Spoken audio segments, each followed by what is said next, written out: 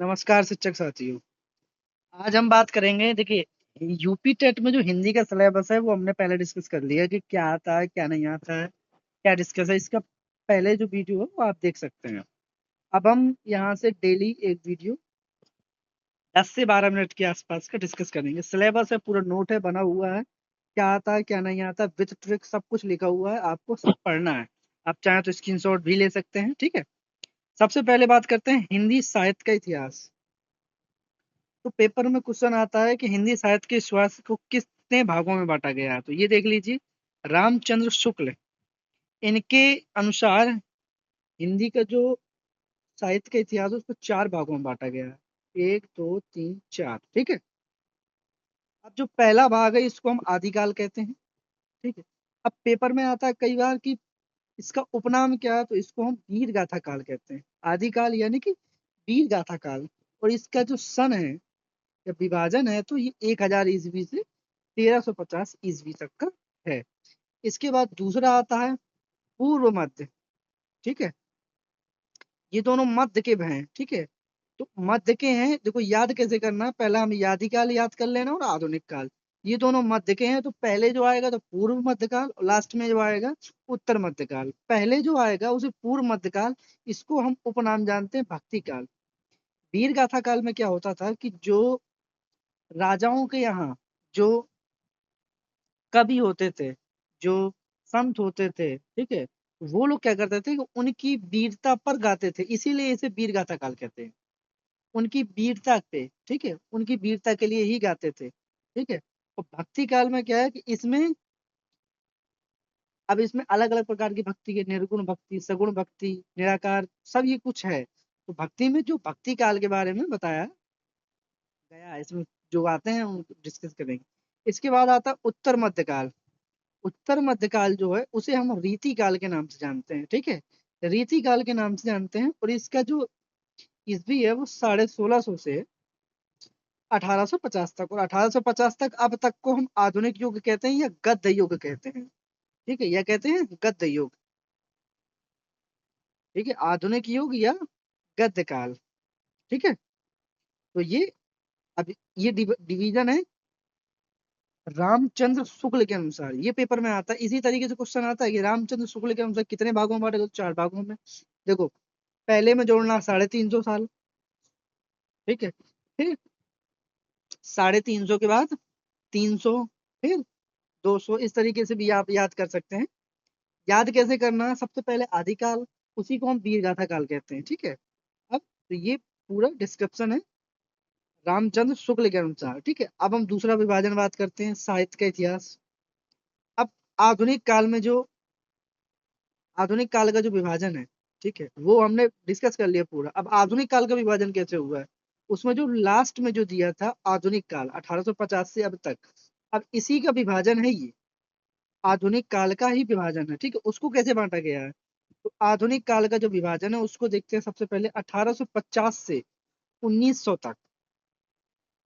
इसे हम कहते हैं भारतेंदु युग, क्योंकि इस समय जो प्रमुख कवि थे उसमें भारतेंदु हरिश्चंद्र थे, ठीक है, तो भारतेंदु युग कहते हैं।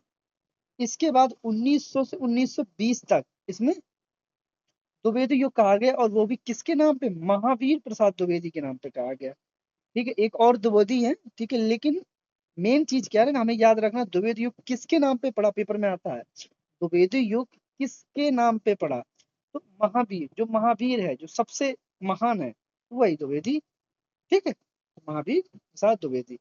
इसके बाद अगर कुछ देखिए लिखा हुआ नोट है, हो सकता है कुछ बाय मिस्टेक गलत फलत लिख गया होगा, तो आप करेक्ट भी कर सकते हैं, मुझे बता सकते हैं कमेंट बॉक्स में।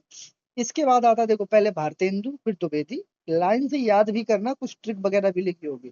भारतेंदु युग, द्विवेदी युग 1920 से 1936 तक, ठीक है, यानी कि 16 साल चला ये छायावादी युग। इसमें 4 प्रमुख कवि थे, देवी प्रसाद पंत निराला और वर्मा। वर्मा भी जोड़ लो, ठीक है। देवी प्रसाद पंत निराला, ऐसे ही याद कर लेना, जिस क्रम में लिखा हुआ याद हो जाएगा, फ्लुएंट हो जाएगा। देवी का मतलब महादेवी प्रसाद, ठीक है, सॉरी, महादेवी वर्मा। प्रशांत प्रसाद, ठीक है। पंत निराला, ठीक है, अभी सबका पूरा आएगा पीछे क्या है, ठीक है। प्रसाद जयशंकर प्रसाद पंत से, पंत वाले आएंगे, ठीक है। अब योगवादी युग, प्रगतिवादी, सॉरी प्रगतिवादी, इसमें दो आते हैं, नागार्जुन सुमित्रानंदन पंत, ठीक है। तो इनकी जो रचनाएं हैं वो भी हम डिस्कस करेंगे, ठीक है। अब बात करते हैं प्रयोगवादी और लास्ट में है नई कविता। प्रयोगवादी में आते अज्ञे, ये सबसे ज्यादा पूछा जाता है, अज्ञे और धर्मवीर भारती, इन दोनों का पूछा भी जाता है, इनकी कुछ रचनाएं भी पूछी जाएंगी, वो हम आपको बताएंगे अभी, ठीक है। तो ये जो है प्रगतिवाद, यानी कि छायावाद छोड़ दिया जाए तो नीचे तक के सबको, इसको हम छायावादोत्तर युग कहते हैं, यानी कि ये छायावाद के बाद आया है, ठीक है। छायावाद के बाद जो आया उसे हम कहते हैं छायावाद। तो कई बार पूछ लेता है, छाया तीन चार विकल्प दे देगा, भारतेंदु दे देंगे, महावीर प्रसाद द्विवेदी दे देंगे, ठीक है। और यहाँ से महादेवी वर्मा को भी दे देंगे, ठीक है। अब उनमें से किसी एक को, इनमें से किसी एक को वहां पे लिख देंगे, इनमें से कौन छायावादोत्तर युग का नहीं है। नहीं पे भी ध्यान देना, नहीं वाले क्वेश्चन बहुत पूछे जाते हैं यूपी टेट पे, ठीक है। तो ये छायावादोत्तर युग के अंतर्गत आता है। अब इसका आप स्क्रीनशॉट ले सकते हैं, ठीक है, ये लीजिए, स्क्रीनशॉट आप इसका ले लीजिए, ठीक है, हो गया। अब ऊपर वाले भाग का भी स्क्रीनशॉट आप ले लीजिए, ठीक है। अब हम ये दोनों हमने डिस्कस कर लिए, ठीक है। अब हम जो हमने सबसे पहले पढ़ा हुआ था आदिकाल, ठीक है, अब इस पे हम फुल डिस्क्रिप्शन के साथ पढ़ेंगे आदिकाल, एक एक करके सब कुछ जानेंगे तो साहित्य पूरा खत्म हो जाएगा, इसके बाद ग्रामर शुरू करेंगे, ठीक है। साहित्य में सबसे पहले आदिकाल में कुछ कवि आते हैं, पेपर में पूछा जाता है, कई सारे कवि दे देंगे, पूछेंगे कौन सा इसमें से आदिकाल का कवि है और कौन सा नहीं है, ये भी पूछा जाता है कई बार, नहीं वाले क्वेश्चन भी बहुत आते हैं, ठीक है। तो हैं कौन से नहीं है। सबसे पहले आदिकाल के प्रमुख कवि और उनकी रचनाएं, तो ये ट्रिक है, आप ढूंढ सकते हैं, यूट्यूब पे भी मिल जाएगा, मैंने तो कई सारे लोगों के वीडियो देखे हुए हैं तो उसी से बनाया हुआ है, लिखा हुआ है, ठीक है। अमीर चंद विद्यावत नाले में जा गिरे, ठीक है, अमीर चंद, ठीक है, अमीर चंद विद्या नाले में जा गिरे, ठीक है। तो अमीर से अमीर खुसरो बन गए, चंद्र से चंद्रबरदाई बन गए, विद्या से विद्यापति बन गए, नाले से नरपति नालय बन गए, और जा गिरे मतलब, जा गिरे से मतलब जगनी बन गए। तो ये पांच जो है वो आदिकाल के प्रमुख कवि हैं, ठीक है। अमीर चंद्र विद्या नाले में जा गिरे, अमीर चंद्र में से अमीर खुसरो, चंद्र से चंद्रबरदाई, विद्या, इसको आप दो चार बार पढ़ेंगे तो सब कुछ आ जाएगा एकदम दिमाग में, ठीक है। ये सब कुछ याद हो जाएगा, ट्रिक विक सब। अब अमीर चंद्र जो है, खुसरो जो है, कई बार अमीर चंद्र करके नहीं आता, खुसरो करके आता है, तो अमीर चंद्र खुसरो की रचना पढ़ते हैं। खड़ी बोली के जनक है, पेपर में आता है, खड़ी बोली के जनक कौन है, तो अमीर चंद्र खुसरो खड़ी बोली के कवि हैं, या पहले कवि थे, इस तरीके से भी आता है, ठीक है। कई बार दे देगा, तीन क्वेश्चन विकल्प देगा, चार, उसमें से एक खुसरो होगा, तो इनमें से कौन से पहले कवि थे। कव्वाली के भी जनक कौन है, अमीर चंद खुसरो हैं, तो कव्वाली के जनक भी।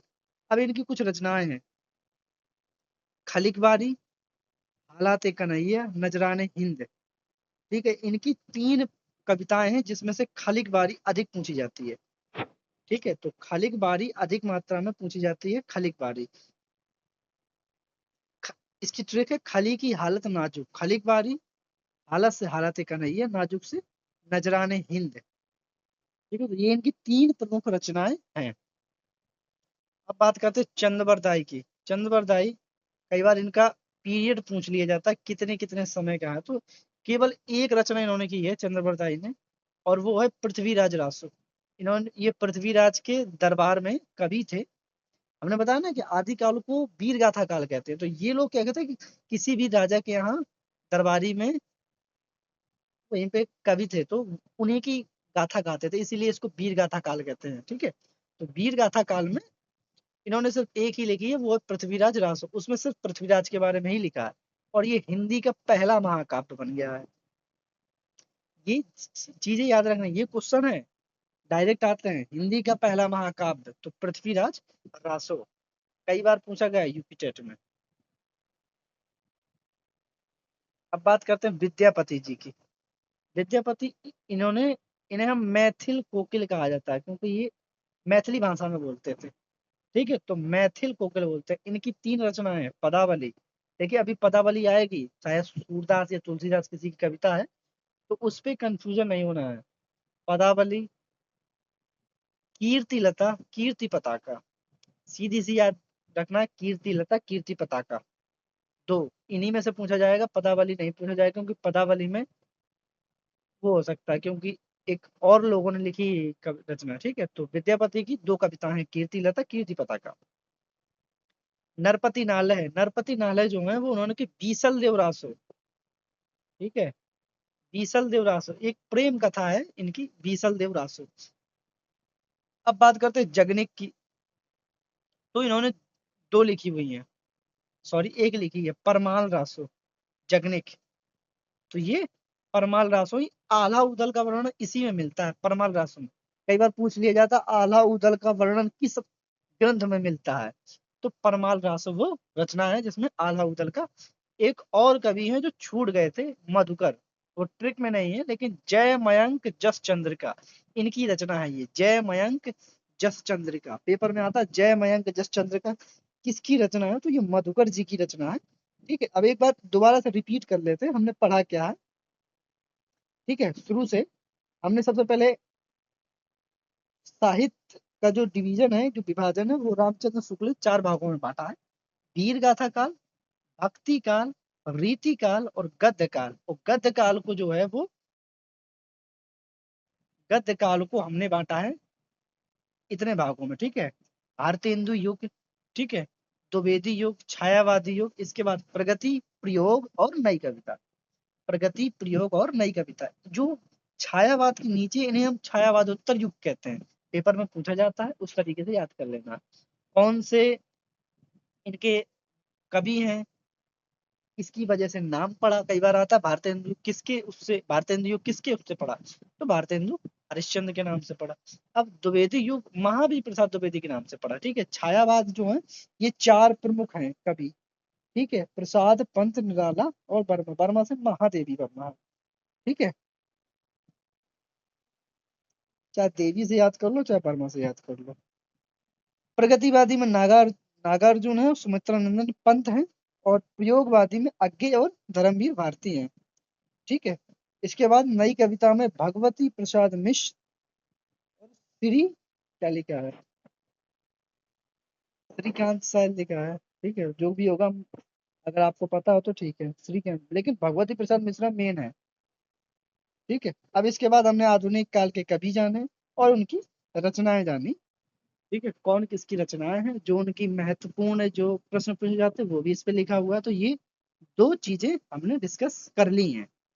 ठीक है, तो इसका नेक्स्ट वीडियो आपको बहुत जल्दी मिलेगा, तो मिलते हैं अगले वीडियो में, तब तक के लिए धन्यवाद।